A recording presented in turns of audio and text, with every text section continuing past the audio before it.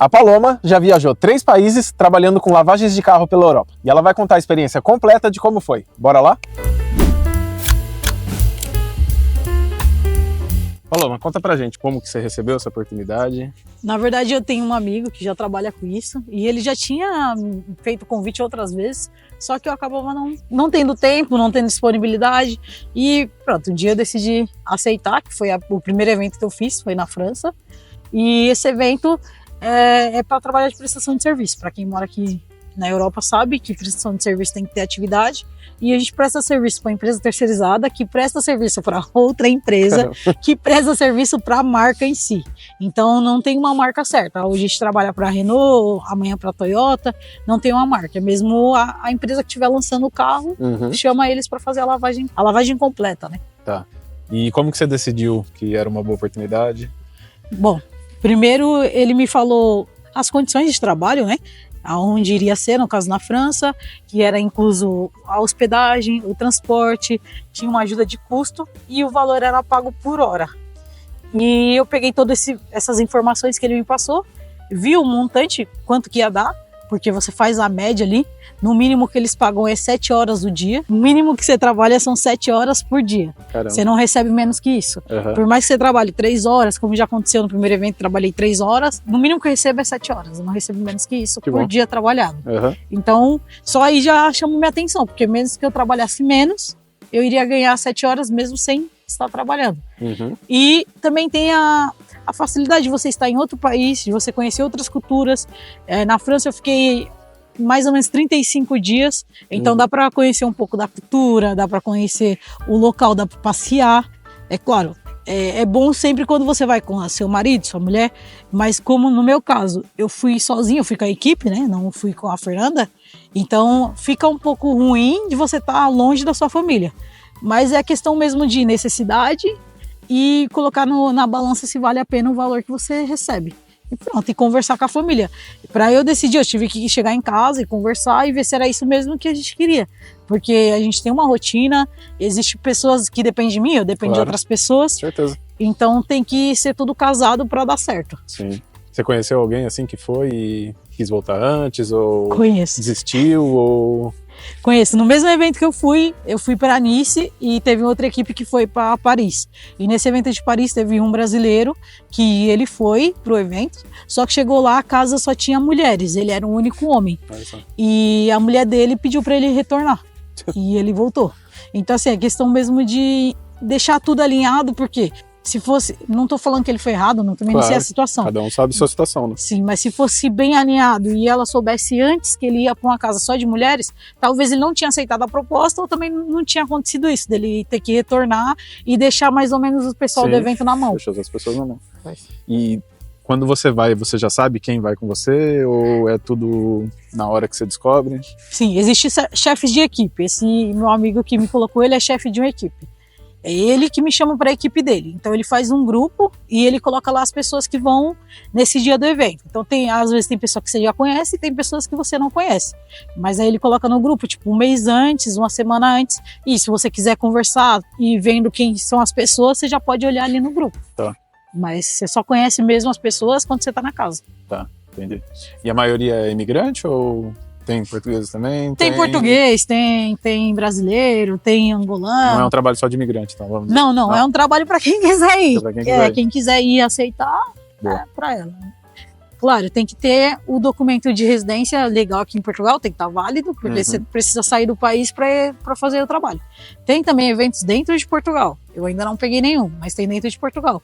Às vezes a pessoa não tem residência, eles acabam mandando para cá, por exemplo, tá vencido, tem só CPLP, eles mandam para fazer o evento dentro de Portugal e não tem como a pessoa sair para a França. Até tem, né? Porém, se a pessoa sai, ela pode ser... Corre risco. Corre risco de ser deportada ou não embarcar. E como que foi? Então você tem que ter o recibo verde para poder estar trabalhando com isso. Você tem que... É uma prestação de serviço. É uma prestação de serviço. De trabalho, não. É tudo por recibo verde. É tudo prestação de serviço, você não tem um contrato de trabalho, porém você pode passar o recibo verde ou você pode fazer o ato isolado. Mas claro, o ato isolado é se caso você trabalhar só uma vez e fizer o ato isolado, porque você só pode fazer, se eu não me engano, 1 por ano, alguma coisa assim. Tá. Mas é prestação de serviço na mesma, mesmo fazendo o ato isolado é prestação de serviço. Tá. E eles pedem experiência, pediram experiência de alguma coisa sobre lavagem de carro? Não pede experiência mesmo porque é algo específico, né? Quase o que a gente sabe de lavar carro normalmente, que não trabalha no lava rápido, você lava o seu carro em casa. Exato. Mas sempre o chefe de equipe, ele te coloca com alguém experiente para aprender ali. Mas você sempre faz uma função fixa. Por exemplo, nesse evento você faz, sei lá, os pneus. Então você sempre vai fazer o pneu. Então é algo que você vai aprender ali 1, 2 vezes, vai ter alguém te ensinando e depois você já consegue fazer sozinho. No meu caso, eu faço os vidros. Nos últimos eventos eu faço vidro, mas eu já sei fazer outras coisas. Aspirar. Ah, Paulo, mas você não sabia aspirar? Mas é diferente. É diferente, com certeza é diferente. Não é só passar o aspirador ali. É diferente. Tem umas não técnicas para ser mais rápido. De sujeira, né? E você também tem que tomar cuidado para não arranhar o carro, porque é um carro que ele não foi lançado ainda. Então, na maioria das vezes, a gente tira toda a embalagem dele. É um carro extremamente novo, é 0. Então, se você arranhar ali, é claro que eles não vão cobrar de você, mas você vai escutar. Claro.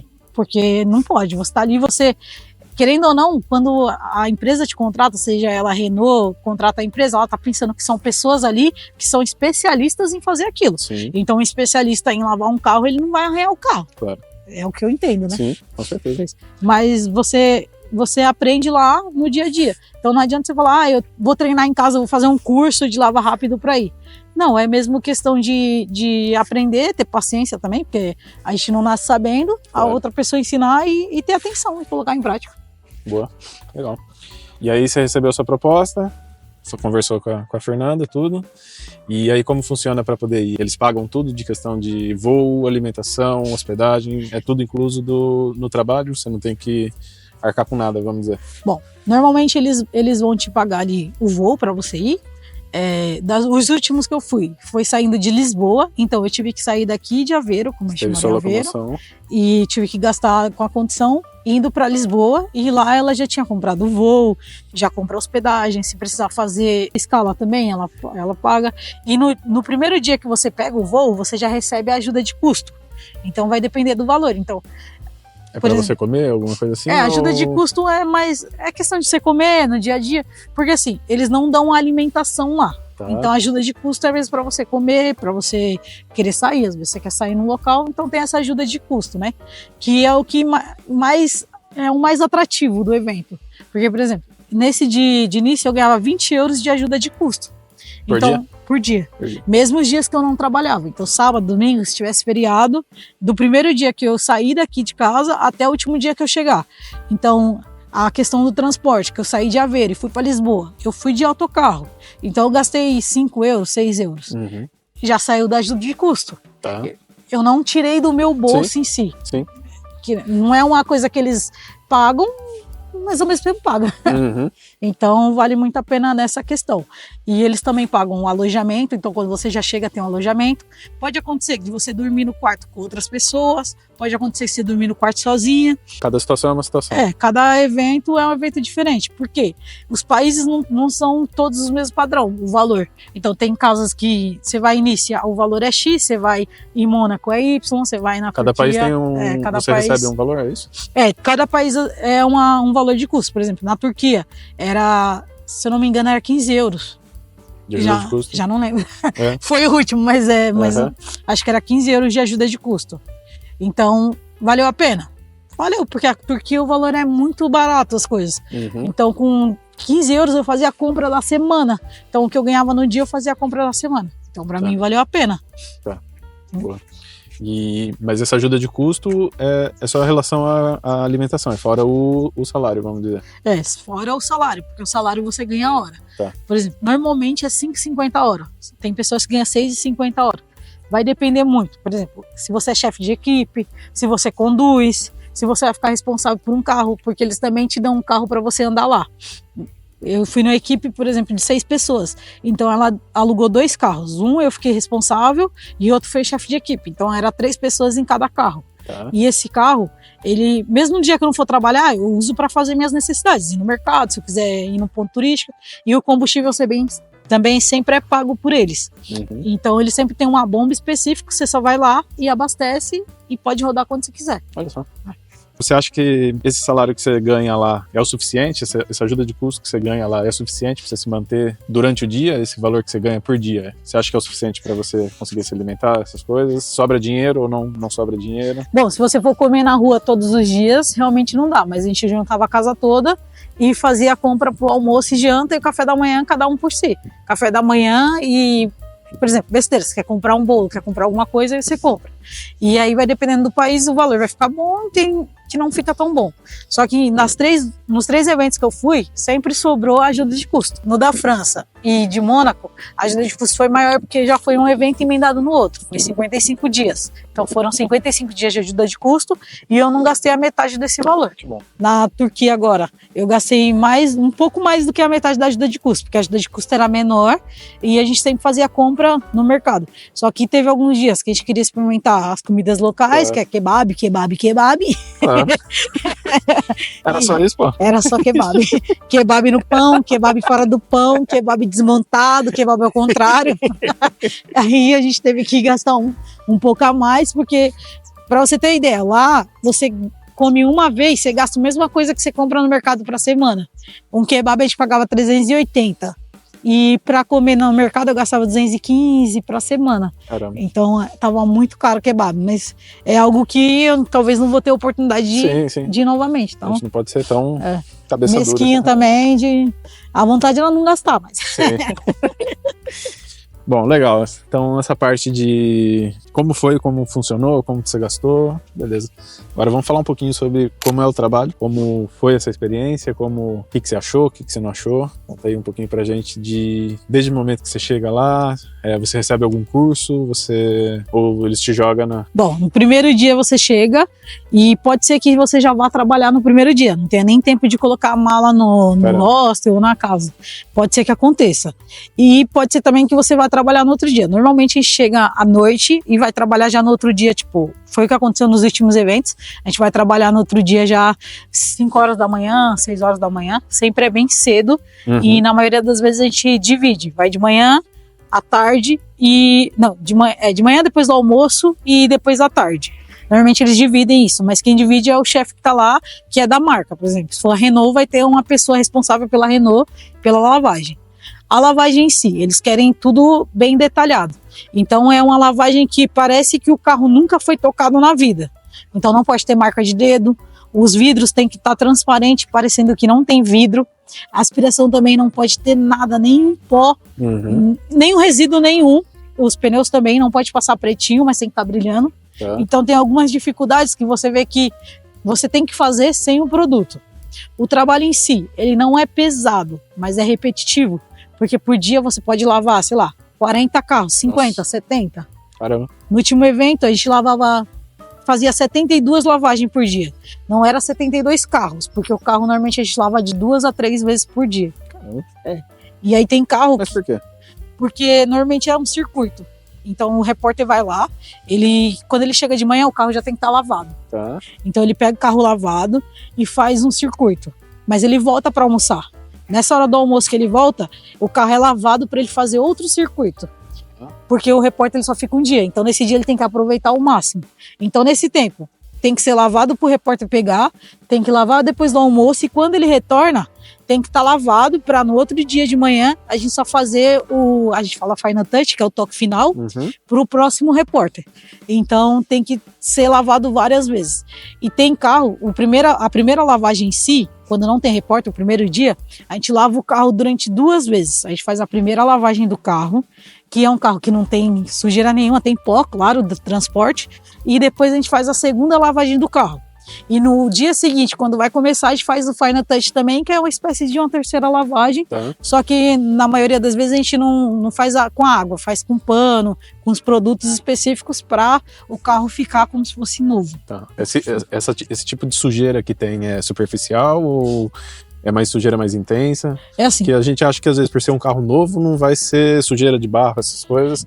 E como que é esse tipo de sujeira? Porque você tem que lavar o carro 3 vezes por dia, vamos dizer, né? Então eu imagino que não seja uma sujeira tão forte assim, ou é ao contrário? É assim, a primeira lavagem, como o carro vem no no caminhão, tudo, é mais o pó e as etiquetas e o resíduo que sai da etiqueta. Então é um pouco mais puxado na primeira lavagem, porque tem muita autocolante, né? Muita cola, tem muita etiqueta. E a sujeira impregna bem nessa... E aí você pensa, um carro novo não tem sujeira? Tem. Pior que tem, e muito. E aí a gente faz essa lavagem um pouco mais puxada. Mas aí depende do circuito do evento, vai ficar, o carro vem mais limpo. Por exemplo, início é mais cidade, então não tem barra ou nada, é só a rua. E o carro também específico que a gente fez início era um carro para cidade, que foi o Renault 5, R5 da Renault. Então era um carro mais para cidade. Agora em Mônaco já tem metade, tem um pouco de cidade, mas também tem um pouquinho ali nas estradas um pouco mais de barro. Grudava um pouco, mas não era tanto, você lavava ali rápido. Agora na Turquia era extremamente difícil, teve neve, teve barro, o carro passava por água, teve uma espécie de, não é cimento, é argila, né, que grudava no carro. Isso aí é ruim também. Foi difícil. Então assim, o último evento foi de 15 dias, foi o menor evento que eu fiz até hoje, mas foi o evento mais difícil, porque teve neve, teve chuva. Quem já foi na Turquia sabe que o clima lá é extremamente seco, mas tem muita areia, né? Que vem aquele areia do Saara. Então você acaba de limpar o carro, mesmo no sol, ele fica cheio de areia. Nossa. Então a gente lavava o carro e tinha que ficar lá com um paninho tirando, ou então às vezes voltava para lavar de novo, porque o carro tem que estar perfeito para o repórter chegar. Para as imagens. Porque se ele faz uma imagem e sai lá embaçada, ele não vai falar, limpa que eu vou limpar. Não, vai ficar assim. E esse tipo de carro é lançamento da marca que vai sair esse ano ou ano que vem? É sempre um mistério o que vai ser o carro. Né? O que eu fiz, os 3 que eu fiz foram lançamentos de carros. Só que esse de Paris que eu citei que o menino desistiu, era a exposição de carros relíquia antiga. Então ia lá só para limpar o carro de exposição. Então vai depender muito do que a empresa contrata, mas normalmente é lançamento de carro, a maioria é lançamento de carro. Então são carros que você no princípio não pode fotografar, não pode fazer vídeo, porque os repórteres, até eles têm o dia certo que eles podem postar. Então eles vão todos e tipo no penúltimo dia, todos postam um vídeo de uma vez ou faz a reportagem, lança a reportagem de uma vez, porque para outra marca não roubar a ideia e não fugir. Então a gente também, a gente grava, normalmente grava, tira foto, mas não posta e não manda para ninguém até poder liberar. Eles falam, ó, agora já pode tirar foto, já pode liberar. Esse trabalho, você trabalha 6 dias por semana, 5 dias por semana e tem um dia de folga ou não tem folga? Depende do evento. E aí, tudo vai depender, galera. Eu tô falando depende, não é porque eu acho artista. Depende de cada evento, né? Cada evento. Eu vou dar um exemplo. De início, a gente trabalhava segunda a sexta, só que sexta-feira a gente só ia até 8 horas da manhã. A gente entrava às 6 até às 8 da manhã. E acabou. Sábado, domingo, ia para casa.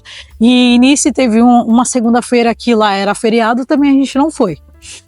E em Mônaco já era diferente. A gente ia segunda-feira à tarde, segunda, terça, quarta, quinta-feira a gente ia de manhã e sexta-feira a gente só ia para fazer o final touch ou de manhã ou na hora do almoço, ia depender da hora do repórter, e sábado e domingo não trabalhava, a gente só trabalhou no primeiro sábado e domingo. Agora na Turquia a gente já chegou trabalhando sábado e domingo, fez a semana toda, trabalhou de novo sábado e domingo e só folgou um sábado e domingo. Caramba. Então vai depender muito do evento. 2 semanas, diria, né? E agora na Turquia a gente fazia, no mínimo que a gente fez foi 8 horas e meia, mas chegou a fazer 14 horas e meia num dia. Ô, louco. Então tem que ter muita força de vontade. Mas tudo isso é tratado antes de vocês irem? Ou... Não, você vai depender de como vocês vão elaborar a função, como a equipe vai elaborar. Porque assim, na Turquia era mais difícil que eles tinham que lavar o carro depois do almoço.